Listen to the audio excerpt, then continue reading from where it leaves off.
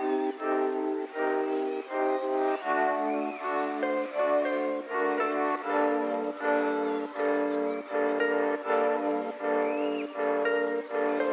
everyone and welcome back to my channel, or if you are new, welcome here to my channel in general. Today I am doing something very, very new.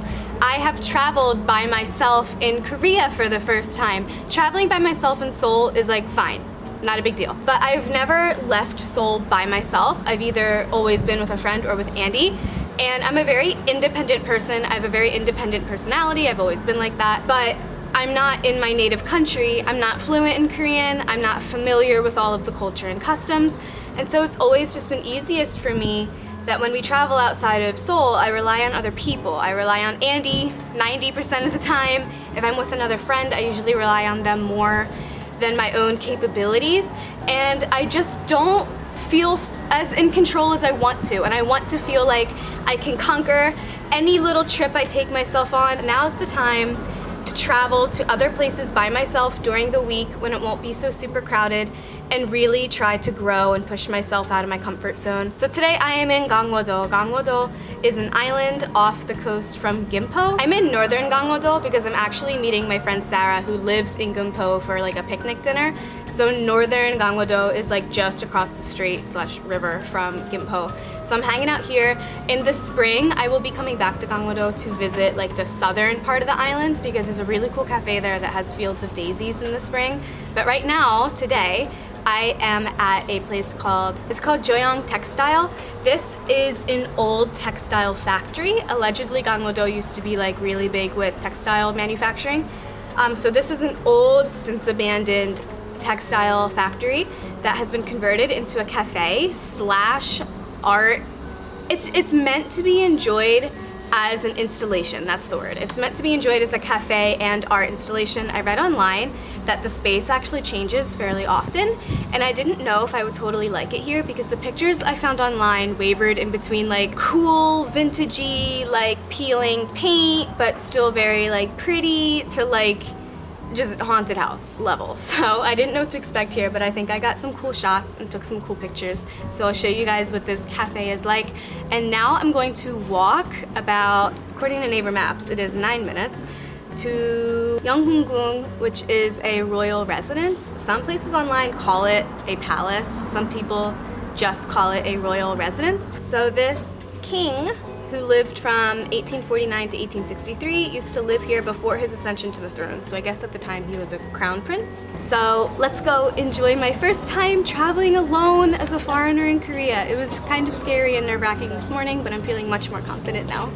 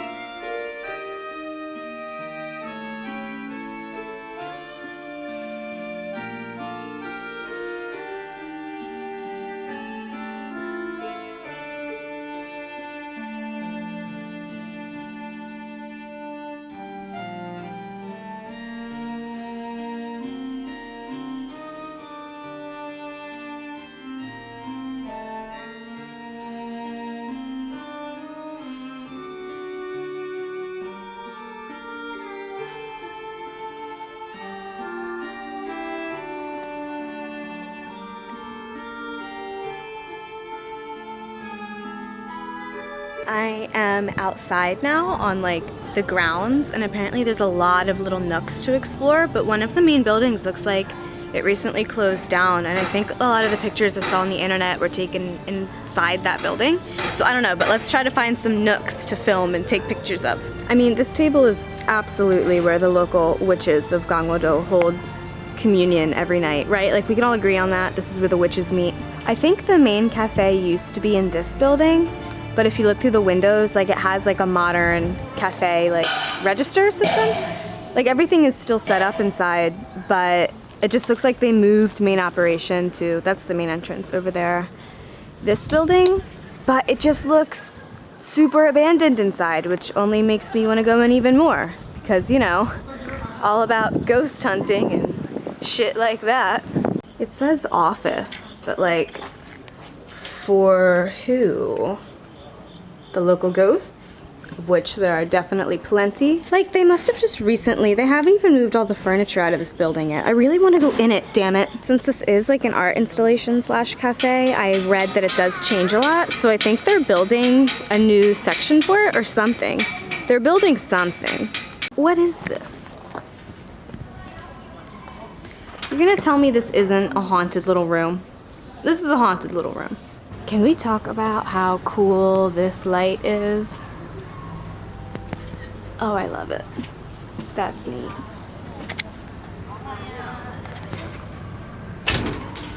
No? Okay, why is everything locked? This is another pretty mysterious space to me. It actually reminds me of a prison I toured at home. Shout out to the Philadelphia Penitentiary. Like, hello? Hello? Trying to tell me this place isn't haunted? Look at this ceiling though. That's really cool.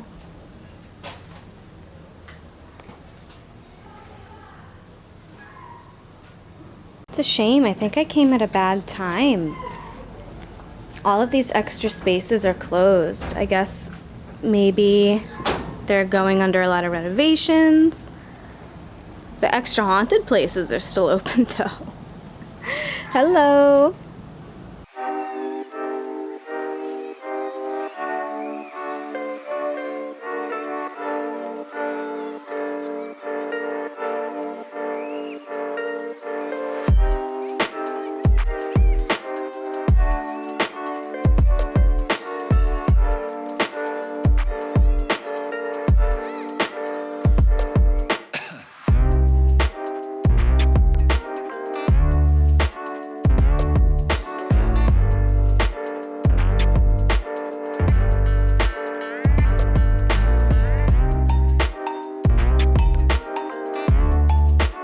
This is interesting because the bus I used to take to school when I was a kid was a Bluebird, but the license plate says US Army.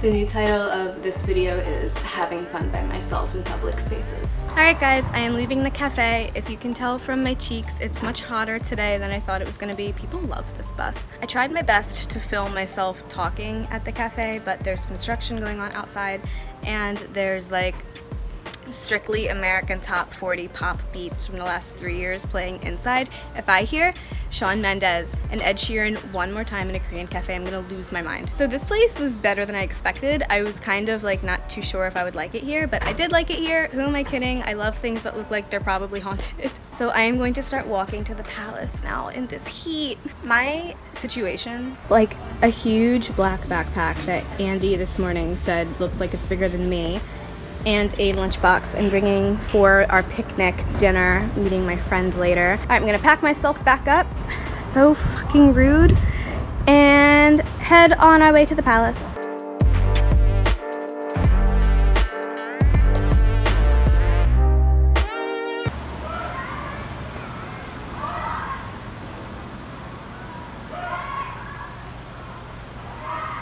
I have never walked under a taekwondo studio during practice before. That was super cute. So I was just walking down the street and I saw this building and I was like, oh, that looks like the stone they use in palaces. That looks very traditional. and there were two little girls walking, and the one looked at me and she went, "Hello," and I said, "Hi, are you learning English?" And she just looked at me in confusion, and I said, "English?" And she goes, "Yes." And I said, "Good." And then she went, "Bye," and she walked away, and it was really cute. But this totally, that is the palace. It's just like in the middle of restaurants and houses, and like, that's literally a girl walking home from school. Like, this is just in the middle of town. Normal person's house. Former royal palace. I just walked up and around the block, and I do think this gate is actually the more formal entrance. So I'm gonna enter through here, show you guys what a little royal residency looks like.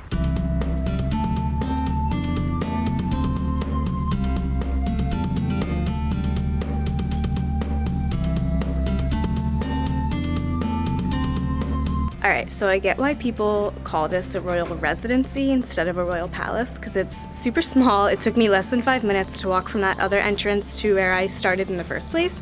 But I do believe, I think, this, I don't know, there's no signs in English, and shame on me for not knowing more Korean. But I feel like this is where, like, the busyness happened. Like, this was like where the servants were and they did the cooking and like the things here. I don't know, that's just my guess from what I've seen, but it's quite small. So I'm gonna show you guys around and you can make your own guesses, or if you know based on what you see, because you know how Korean palaces are set up, please let me know in the comments, because there are no English signs to tell me the history I want to know. But I will show you the rooms. So this is what you see immediately when you first come in. And these doors are all open, so this looks like it used to be the bathroom, perhaps? Bathroom, and maybe, is this like a tub? Oh, I have no idea. I wish I knew. I'm just left to speculate. I definitely think that's probably an old toilet though, but I don't know. Perhaps this is where they kept the kimchi. This is, I know it looks huge. This is a fermentation jar. So they either had like kimchi in here or radish or pickled shrimp. It was basically, these jars are used for pickling and preserving things. Any number of things could have been in them. This is why I think these were maybe where the servants were, because this is just a dirt floor, really, and this is how servants slept and lived. We have a visitor. Ooh. So this space in here is open. It looks like this. So again, I really don't know what these are. They were either ondol used for floor heating, because I do believe these are like more official bedrooms here. So it was either ondol or used for cooking, not sure. I'm sorry guys, I don't want to misrepresent Korean history. It's just me exploring by myself as a foreigner without my Korean boyfriend to tell me everything. So that's this little courtyard, quite small. Through here, we can access more of the residency.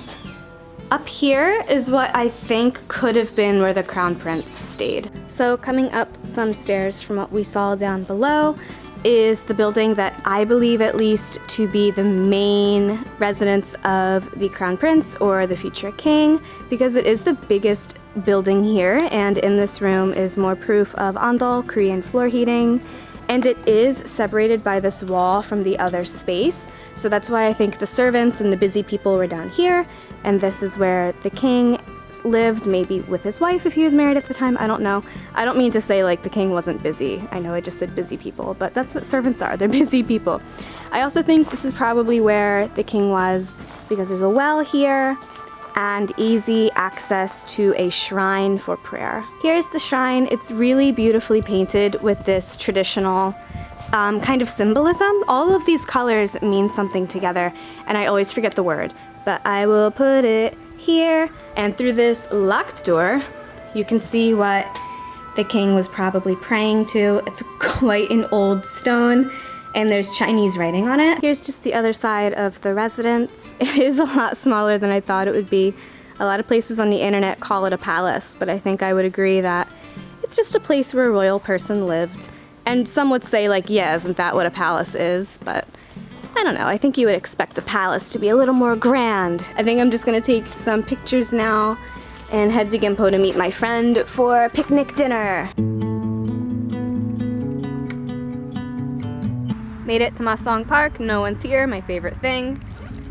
This is my like taco salad, avocado, corn, black beans, lettuce, probably some other stuff. I eat them with these jalapeno chips, which are super good. Sarah made wraps out of, what is this? Eggplant, rice, tofu, and a wrap. An Indian dessert, and what she called failed chickpea fudge. And we just got some other chips going on. Gulab jamun. Yeah, that. And this is what our picnic will be tonight. The weather's perfect. The hottest of summer is gone and over. It's just starting to turn to fall. Let's eat. Hello everybody, it is 2 days later. I am here in my apartment and I just need to say I had so much fun exploring outside of Seoul by myself. I felt so confident using the buses, and Naver Maps is so wonderful. Anyone coming to Korea or anyone that is here and does not have Naver Maps, you need Naver Maps. I was very stubborn. It took me a very long time to download it. I don't know why. Google Maps, I'm sorry, doesn't cut it. Naver Maps literally had that little updated dot of the GPS of me moving on the bus the whole time, so I had no anxiety taking the buses outside of Seoul. I felt so good about my plan and the day and what I was doing, and just walking around by myself. I felt so safe and secure. And I know that might sound like silly to some people, like the fact that I was a little nervous to travel by myself because so many other people do it, and also just general anxiety walking by myself in Korea, which is so safe, right? And yeah, Korea is a really safe country, but a couple of weeks ago, I was followed twice within 4 days. The first time was a foreign man my age. The second time was an old Korean guy. And the old Korean guy actually, I knew he was following me, but he kept getting closer and closer and closer and closer to the point where he was standing right next to me, and I was like scared because I don't know Korean, so I can't just turn around and defend myself. And yeah, we made eye contact, and he immediately asked me in Korean if I was Russian. And for those of you who do not know, there is a rumor here in Korea that if a Korean man asks if you are Russian, he's asking if you sell your body. He was so close to me, and I had never been in a position where I felt so unsafe physically. Like, I had never felt like that before. I was so vastly uncomfortable, and he was so creepy. And it shook me really hard. And that's why it was a really big deal for me to travel by myself, because that wasn't the first time a man had followed me in Korea. That wasn't the first time I felt kind of unsafe. So yeah, Korea is really safe. There's a lot less violent crimes, like being in Philadelphia and hearing gunshots. Yeah, they're violent crimes, but it's gang on gang violence. Like, I never felt like walking down the street I would get shot. So yeah, there's less violent crime here in Korea, but there is a lot more stalking and a lot more sexual crime. So girls, please do not be afraid to travel like I was for a little bit. Please step outside your comfort zones. Please just make sure you're aware at all times, but ultimately, like, don't let the creeps win. There are bad guys everywhere, and you can't just live your life afraid to go outside because someone might be weird to you. So yeah, I had a great time. No one bothered me. There were no creeps, and generally you shouldn't be running into creeps all the time in Korea. It is still relatively a very safe place. I just need to tell everyone listening to please be aware of your surroundings, be aware of your space. With that out of the way, I have kind of an announcement, and it's not really an announcement because it's been on my end screen for the past couple videos now since I came back. But basically, I am no longer promoting my Patreon. I am now promoting my Ko-fi page. It's ko-fi.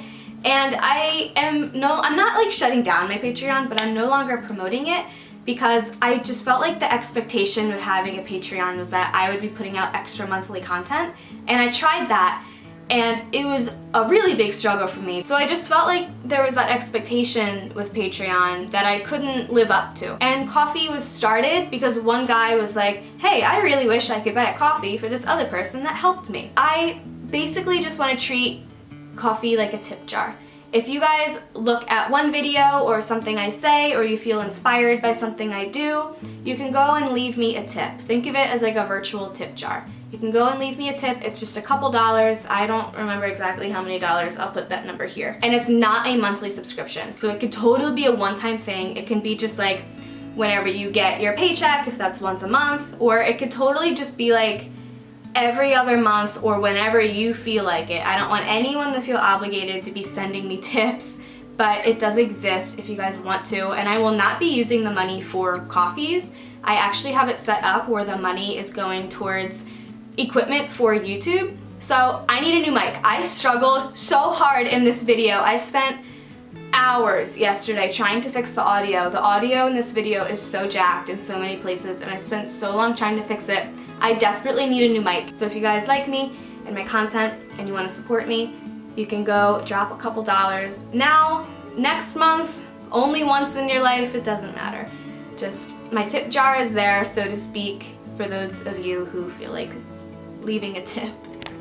My card is full and I can't understand why. I've deleted so many things. Anyway, with that being said, I am going to go make myself a coffee and continue editing. I've had a lot of fun these past couple of weeks making 2 videos a week and curating my content more on Instagram. I love doing this stuff. So I hope you guys can support me doing this stuff, and I'll support you back with my love. So I will see you guys in the next video, whatever that will be. Thank you so much for watching this one. Bye bye!